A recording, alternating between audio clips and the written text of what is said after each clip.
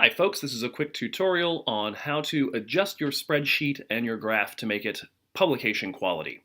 I'm using a set of data from last semester to give you a peek at how this is going to work. So first and foremost, once you've actually told Excel how to calculate your KSP, so you've gone through the process of turning your titration data into millimoles of thiosulfate, and then gone through the mole ratios for I2 and IO3 minus, figuring out the concentration of the iodate from the volume of the solution, figuring out the barium concentration from the equilibrium between barium and iodate and the solid, and then working out the KSP from the definition of that. Once all that's done, we want to make sure we're presenting it well. And so one of the first things we need to do is clean up all these significant figures that have been provided for us. Namely, if I look at my titration or my titrant volume, I know that my titrant volume is going to be in 3 or 4 sig figs, depending on how big it was. And I know that my concentration had 3 sig figs, 0.00500. So in order to get the proper number of sig figs here, I want to use this little guy right here, the increase or decrease decimal, to put it the way it should be. So in this case, I want a little less. I want to go to 0.0761. Now that is going to be very tedious if I've got 75 data points that I need to do this for. And so what's nice about this setup is that I can just go down the line here and say all of this stuff needs to be 3 significant figures. And so I can highlight the entire data set like this, or if I even want to go crazy, I can highlight everything here and then think about it a little bit later and just knock it down a few digits.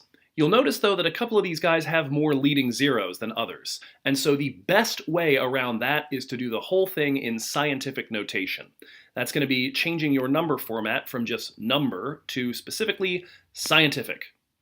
And you'll notice that actually the default tends to be 3 significant figures. Now, you're going to want to think over whether that's the right number of sig figs as you do a few operations. Here, everything involves multiplication and division by whole numbers and exact numbers.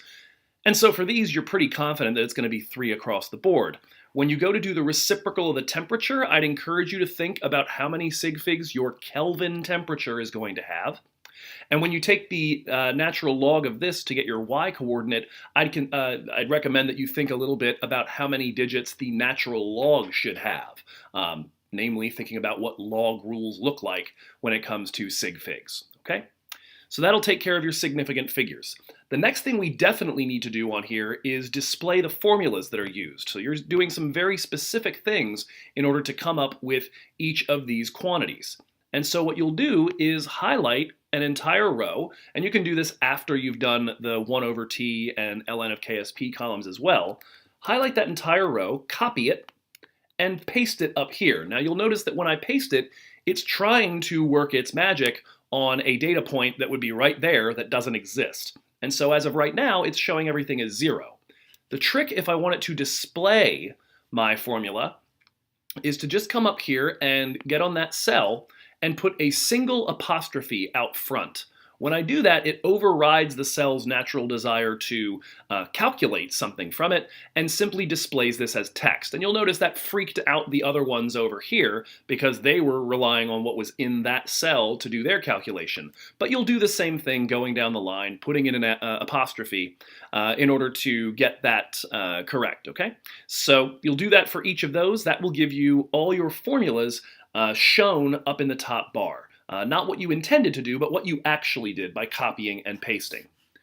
One other thing we want to do here to make this a good publication quality spreadsheet is provide a little bit of information about what's going on here. So for instance, since you are not Joe Hickey, you will be putting your own name up here. So you'll want to adjust this to student name. Additionally, we want to make sure that somebody reading this has some idea of what you're doing. Now, this may end up being you essentially cribbing a part of your background section to just describe underneath here, if we add a couple of rows worth of room to do it, just simply going in here, maybe get rid of the bold, and just typing a little bit about what this spreadsheet is designed to do. In other words, what data is being fed in and what relationships are you using to get to each of these individual results. It's nice here to bring a little theory in so that when somebody sees a calculation that you decided to do, for instance, the multiplied by 0.005, they understand, oh, okay, you're just taking the number of milliliters and multiplying by the molarity to get millimoles. And so it would be useful to talk about what the mole ratios are, for instance, as you bounce your way through these other quantities, okay? Now, when you go to print this spreadsheet, I'm going to show you a few things here because heaven knows making PDFs out of spreadsheets is fraught. Students mess this up all the time and give me pieces of spreadsheets that are just impossible to interpret. So let me show you how this works. Your best bet is to come down here first and highlight everything. Okay, whole thing that you want to actually print out, none of the cells that you don't want to print out.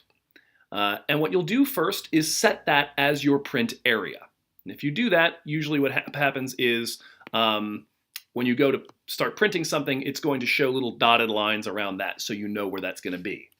Now if I hit Control P or Command P, depending on whether you're on a Mac or a PC, it's going to go ahead and show you this whole spreadsheet here. But there are a few things missing, and I know it's a little challenging to see what's going on inside that, but I'll try to zoom in a little bit there for you. What you're going to notice, though, inside this is that right now, those formulas are kind of meaningless because I don't know what the ABCD nomenclature means. Additionally, I'm split over a couple of pages because there's just too much data to fit on one page. Now, one thing I could do is come over here and click Scale to Fit, and tell it to all stack on one page, but now you'll notice that it gets real skinny. And that's still going to be very hard to see, even if I'm showing it in portrait, which for this spreadsheet I might consider doing. What I can do, however, is say I'd rather that it was scaled to 1 page wide by 2 pages tall. Now notice it takes up the entire width of this page, and I've got an extra page back here. Now again, part of my issue is, when I look at this page, I don't know what any of those columns are anymore. And so there are a few fixes that we can do in page setup to make this a little better. So we'll cancel that for now. I'm going to come over here to page setup and tell it to do a couple of things. First off, I've told it what the print area is, and you'll see that's shown up there, all 85 lines of it. What I can tell it to do is repeat a few of the columns at the very top. Since my spreadsheet is only 1 page wide, I don't need to worry about repeating anything on the left side, but I do want to repeat a few of the rows. And there are 2 ways I can do this. I can either type it in directly, or I can come over here and highlight them. And so what I'd really like is for all of the rows that involve identifying who made the spreadsheet, what the spreadsheet's for, and what each column represents, I'd like those to be repeated at the top of every page. So I'll do that. We mentioned before that the other issue was that you didn't know what A, B, C, D, etc., or 1, 2, 3, 4, 5, what any of those actually corresponded to. And so that is right here as row and column headings. Sometimes you'll see that listed as ABC 1, 2, 3, and so it's going to show you what those are. If I click that, now I've got all of that being shown on the spreadsheet. And so if I go back to the printing moment, you'll notice now that I've got those columns shown at the top, or the column labels shown at the top, row labels shown at the left side. And when I go to page 2, it includes that top bit. So there's no mystery about what I'm looking at, okay? That will take care of giving you a good publication quality spreadsheet. Now, before you make your plot, I'm going to ask you to do one thing with your data set. And that is that I want you to take your own data, move it to the bottom. So that's Control X or Command X, depending on whether you're a Mac or a PC. And then we're going to insert those down here. And when you make your graph, I'm going to ask you to exclude those data points. The reason for that is I don't want everybody in the class to have the same exact graph and same exact values for delta H and delta S. Otherwise, it becomes rather impossible for me to tell whether you did this on your own. So I'm requiring that of you. Please move your data to the bottom, and then you will make your graph from all the remaining data. Now, looking at this trend line that's present here, I want to show you one quick thing, just so that we're clear on how this is done as well. When you display your equation, you have the ability to do some editing here. So here's the equation. First thing we might want to do is simply make that big enough that we can actually see it. That's not a bad idea at all. The other things I'm going to ask you to do are the following. I want you to think about how many significant figures each of those values should have. And what I'll tell you right now is this, as a sort of spoiler to guide your thinking, is that it should be the number of significant digits in the least certain thing you graphed. So if you're graphing ln of KSP and 1 over temperature, take a look at how many sig figs you decided you had for each of those. Let's say, for example, that you included just 3 sig figs for 1 over T, but only 2 for your ln of KSPs. In that case, you would want to keep 2 significant digits for your slope and your intercept, because you can't be any more certain of these results than you are of the data themselves. So to do that, I would take this negative 6699.9 and turn it to negative 6700. And I would turn 2.504 to just 2.5. The last thing you're going to want to do is come in here and edit y and x so that they are representing exactly what you graphed. And by the time you make the graph, you should know what those are. They're going to be on here as well. I want the equation to reflect that too. Make sure as well, of course, that you give yourself a descriptive title that explains what the graph accomplished. What did it allow you to calculate? Go away, stupid notification. And make sure your axes are, of course, labeled with units where appropriate. If something is unitless, you don't have to write anything for it. But I'll tell you right now, at least one of your axes is a value that should have units attached to it. I hope that helps you get through this in an expedient manner and without too much hand-wringing. Take care.